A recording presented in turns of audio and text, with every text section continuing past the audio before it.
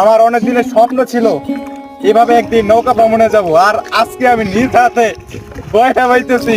বাহ, কি যে একটা শান্তি লাগতেছে ভাই। গ্রাম ছাড়া ওই রাঙামাটির পথ। আহ, কি যে একটা শান্তি লাগতেছে, আমি আসলেই বলে বোঝাতে পারবো না। দেখেন বয়টা পাইতেছি, নৌকা কি একটা স্পিডে যাচ্ছে। আসলেই এই একটা মনোরম পরিবেশে কি যে একটা শান্তি। আহ, আমার প্রাণটা ভরে যাচ্ছে। গ্রাম ছাড়া ওই রাঙা মাটির পথ আমার আর